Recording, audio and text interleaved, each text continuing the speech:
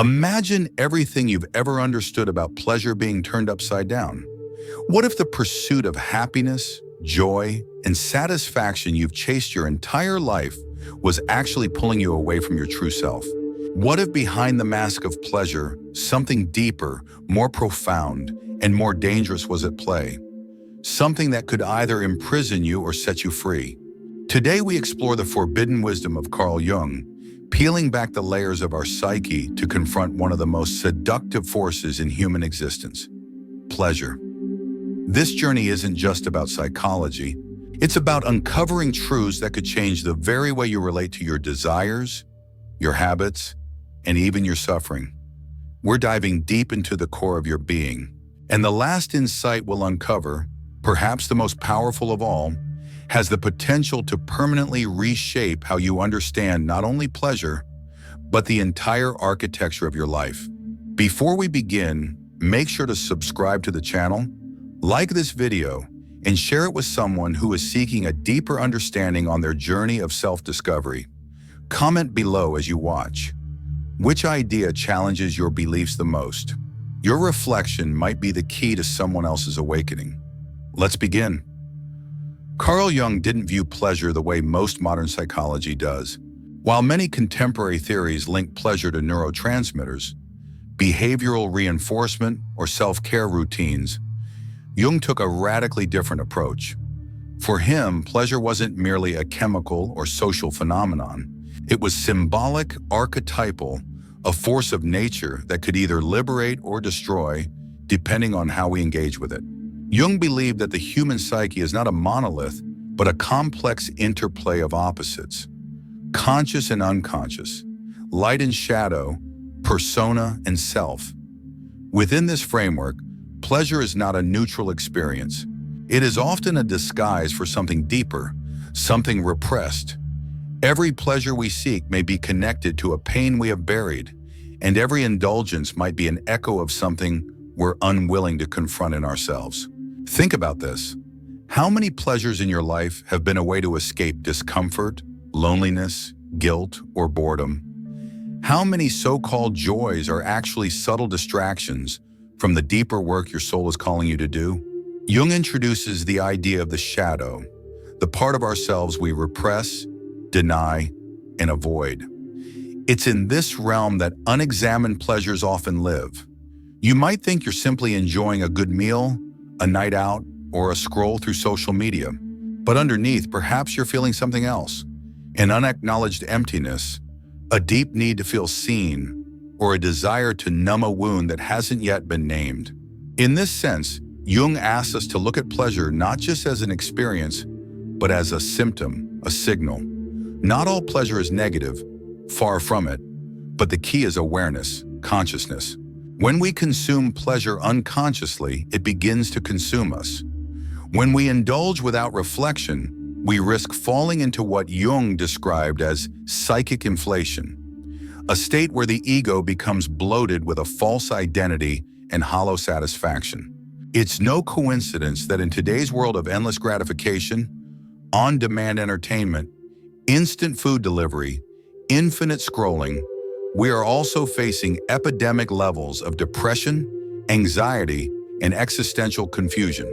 Could it be that our pleasures are not fulfilling us because they are not rooted in our true self? Jung wrote extensively about the process of individuation, the lifelong journey of becoming whole, and he was clear: individuation requires facing the shadow, integrating the parts of ourselves we have denied. Sometimes that means confronting our pleasure-seeking tendencies and asking, what am I really looking for? Let me ask you now, when was the last time you truly examined your desires? Not just what you want, but why you want it. Who inside you is craving this experience? Is it the mature, integrated self, or is it a wounded fragment of your psyche acting out an old pattern? Pleasure can become a drug, Jung warned, when it replaces purpose. And many of us unknowingly live this addiction every day. We chase short-term highs, likes, validation, shopping, sugar, sex, not because we're bad or weak, but because we're unconscious. And the unconscious, if left unchecked, always seeks the path of least resistance. This is where Jung's teachings become transformative, because he doesn't shame us for our desires. Instead, he invites us to dialogue with them. He believed that every behavior, even the most destructive, carries a message from the unconscious. The overuse of pleasure is often a signal that something within you is asking to be seen, to be felt, to be healed. So, how do we move forward? How do we begin to change the way we relate to pleasure? Jung would say, start by becoming aware.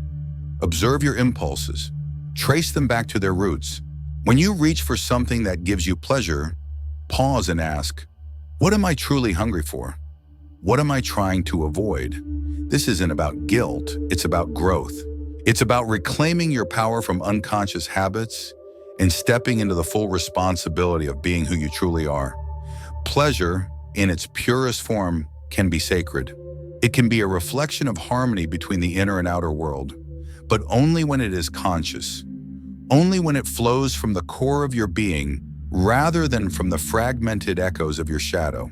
In the next part, we will explore how modern society has weaponized pleasure, turning it into a tool of distraction and control, and how ancient wisdom combined with Jung's psychological insights can help us break free from this invisible prison. Let me know in the comments, has pleasure ever led you away from your true self? How would your life change if you began to choose awareness over indulgence? To truly understand the grip that pleasure holds over us today, we must look beyond the individual and examine the collective. Carl Jung often emphasized that the individual psyche does not exist in isolation. It is in constant interaction with the collective unconscious, a reservoir of shared archetypes, symbols, and patterns that influence our behaviors more than we care to admit. And herein lies the trap. We live in a society engineered to keep us in a perpetual loop of stimulation and reward. From the moment we wake up, we are bombarded by invitations to indulge. Flashing advertisements, curated perfection on social media, targeted dopamine hits designed to hijack our attention. This isn't just coincidence. It's a carefully orchestrated system, one that capitalizes on our unconscious vulnerabilities and redirects our search for meaning into the endless pursuit of pleasure. Jung warned that when a culture disconnects from the symbolic and the sacred, it falls into neurosis. And isn't that exactly what we see today? A culture sick with anxiety, disconnection, and existential dread, numb by entertainment and overconsumption, while starving for authenticity, depth, and inner truth. Pleasure has become not a tool for connection with the self, but a substitute for it. We don't just use pleasure to escape pain, we use it to avoid looking in the mirror. But that mirror doesn't go away. It waits. And the more we run from it, the louder the unconscious becomes. Anxiety, depression, apathy, these are not just mental health issues. They are soul-level signals crying out for reconnection. Imagine a person scrolling endlessly through their phone late at night, feeling increasingly empty with every swipe. That action is not mindless. It is symbolic. It reveals a hunger, a longing, a need for something real, something rooted in the soul. Jung would say, this person is not lazy or broken. They are simply out of touch with the inner voice that longs to be heard. So how do we reconnect with that voice? How do we distinguish between the pleasure that heals and the pleasure that hides? The answer lies in integration. Jungian psychology is not about suppression or moral judgment. It's about becoming whole. It's about bringing light to what was once hidden and reuniting with the parts of ourselves we have cast aside. Take, for example, the archetype of the inner child. This figure represents the part of you that still seeks joy, safety, affection, and innocence. Many of our pleasure-seeking behaviors are actually echoes of this child's unmet needs. But rather than engaging with the child directly, through reflection, inner dialogue, and healing practices, we often try to silence its cries with superficial rewards. We binge, we scroll, we buy, we escape, but the child remains unheard. When you begin to turn toward your inner experience with curiosity instead of judgment, everything changes. Suddenly, pleasure is no longer the enemy. It becomes a doorway, a map, a guide toward your deepest truths. Let's take another archetype, the trickster.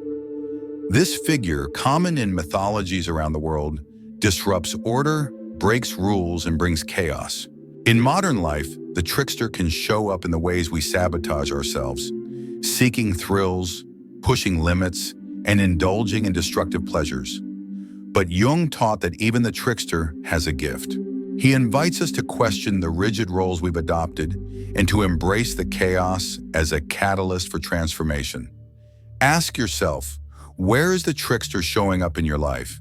What pleasures are you chasing that seem exciting in the moment, but leave you feeling fragmented afterward? What roles have you been playing that no longer serve your growth?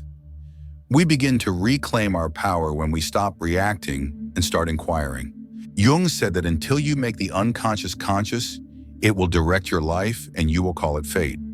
Pleasure is one of the unconscious's favorite tools. It masks itself as desire, but it is often rooted in fear. Fear of emptiness, fear of stillness, fear of facing what lies beneath. But beneath is exactly where we must go, because underneath the addiction to pleasure lies the longing for wholeness, for connection, for meaning. And meaning is not found in excess. It is forged in the crucible of self-awareness. It's here that we begin to understand the deeper lesson Jung offers us, that life is not about avoiding suffering or maximizing comfort. It's about becoming who we truly are. And that process often requires discomfort, discipline, and deep reflection. It means letting go of cheap pleasures in order to make space for sacred ones. This is not to say that joy and beauty have no place. On the contrary, Jung celebrated the aesthetic, the symbolic, the soulful. But he warned that if we do not face the contents of our unconscious, we will project them onto others and the world around us. We will blame others for our restlessness, our dissatisfaction, and our pain, never realizing that the battle is within. So how do we live with pleasure wisely? The key lies in intention, in slowing down, in asking real questions. When you feel the urge to reach for that familiar indulgence, pause. What are you actually feeling? What are you avoiding? What deeper need is crying out beneath this craving? This simple pause can begin to shift your entire experience of life. It creates a space, a sacred space, where the unconscious becomes conscious and where you begin to act from your center, not your wound. And here's a profound insight. Sometimes the most meaningful pleasures are not pleasurable at first. Sometimes sitting in silence with yourself is uncomfortable. Sometimes doing the hard work of growth feels anything but joyful. But these moments contain a different kind of sweetness, a deeper satisfaction that grows with time. This is the pleasure of alignment, of truth, of becoming whole. In the next part, we will explore the idea of shadow integration more deeply and how confronting the darkness within is not the opposite of pleasure, but the path to its most authentic form. We'll discuss why Jung believed that descending into the unconscious, into the hidden, denied, and painful aspects of ourselves, is the necessary journey toward real fulfillment. So I ask you again, what pleasure are you clinging to that may be preventing you from growing? And what might emerge in its place if you found the courage to let it go? There is a paradox at the heart of Carl Jung's teachings, one that challenges everything we've been taught about how to live a good life. The paradox is this, that to truly experience authentic joy, fulfillment, and peace, we must be willing to enter the places within ourselves that we fear the most. Not run from them, not numb them, but face them completely, courageously, and without filters. Jung called this process shadow integration, and it may be the single most important step on the path to psychological wholeness. But what is the shadow really? In Jungian psychology, the shadow is everything within us that we do not want to see. It's made up of all the traits, instincts, and desires we've repressed or denied, either because we were told they were unacceptable or because they frightened us. These could include anger, jealousy, lust, greed, and laziness, but also power, confidence, sensuality, and creativity. Anything that doesn't fit the image we've constructed of ourselves gets pushed into the unconscious, into the shadow. And here's where it gets complicated. When these denied parts of ourselves are buried deep, they don't disappear. They fester, and they often re-emerge in disguised forms, particularly through the pleasures we pursue without questioning. Think of the person who constantly seeks validation on social media. On the surface, it might look like pleasure, likes, compliments, and attention. But underneath, it might be driven by a disowned shadow element, the deep fear of being invisible, of not mattering. Rather than confronting that fear head-on, it gets dressed up in dopamine-driven behaviors that create momentary relief but never lasting peace. Or consider the person who chronically overworks. They find pleasure in productivity, praise, and achievement, but the root may lie in a shadow belief that they are worthless without proving their value. The shadow whispers, "You are not enough," and the person drowns that voice in accomplishment. This is the trap Jung warns us about. Unconscious pleasure becomes a mask for pain we refuse to name. But here's the breakthrough. When we begin to recognize our shadow, not as a monster to slay, but as a messenger to hear, we begin to heal. The parts of us that once ruled us from the dark can now be integrated into our conscious life. We stop reacting blindly and start responding with clarity. We stop seeking pleasure to avoid pain and begin experiencing joy as a natural expression of inner harmony. Jung often emphasized that wholeness is more important than goodness. To be whole means to embrace the full spectrum of who we are, not just the socially acceptable parts. And when we do, a transformation begins to occur. The energy that once fueled our compulsions is now available for creativity, depth, love, and presence. Ask yourself, what part of you have you been pretending doesn't exist? What behaviors, what pleasures might be pointing to something deeper you haven't wanted to face? These are not easy questions, but they are the right ones because the truth is, real freedom begins where avoidance ends. Let's take a closer look at what happens when we begin this work of integration. One of the most powerful shifts is the change in how we experience pleasure itself. No longer does it come from escape. It comes from alignment, from resonance, from doing things not to run away from ourselves, but to express who we really are. For example, someone who has integrated their shadow may still enjoy the same external activities, music, dance, intimacy, and success. But the quality of those experiences changes. There is no longer desperation in the act, no longer a silent plea to please fill this void. Instead, there is presence, peace, and wholeness. This is not an abstract theory. It has real psychological and emotional consequences. Modern research has confirmed what Jung intuited nearly a century ago, that unintegrated parts of the self often manifest as self-sabotage, anxiety, addiction, and chronic dissatisfaction. Healing doesn't mean erasing those impulses. It means understanding their roots and giving them space to evolve.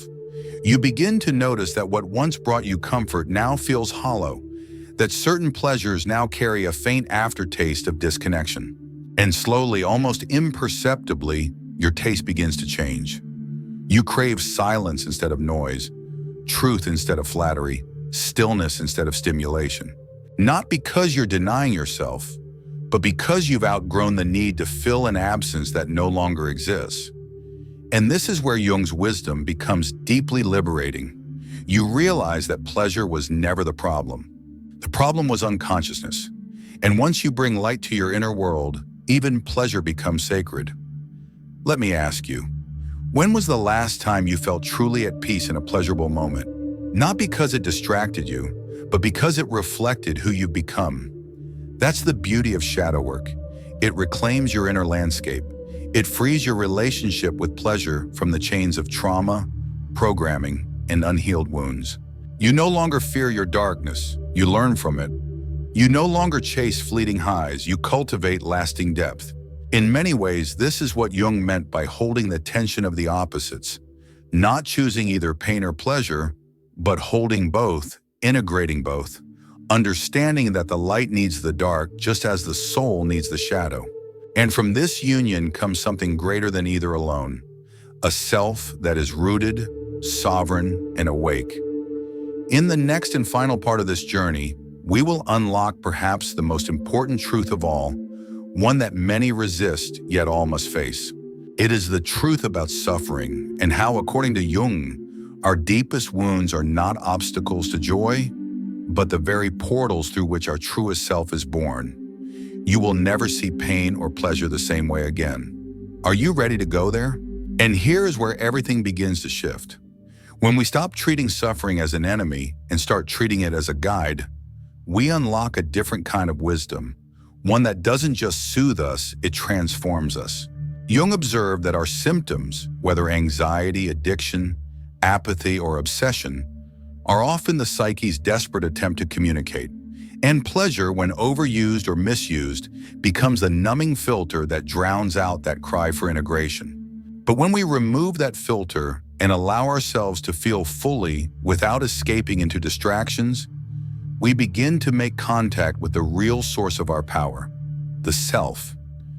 Jung described the self as the totality of the psyche. It's not just who you think you are, your ego, your roles, your thoughts. It's who you really are, the eternal center of your being that exists beyond pleasure and pain, beyond success and failure. The self is what remains when all illusions fall away. And to reach it, we often have to pass through what feels like hell.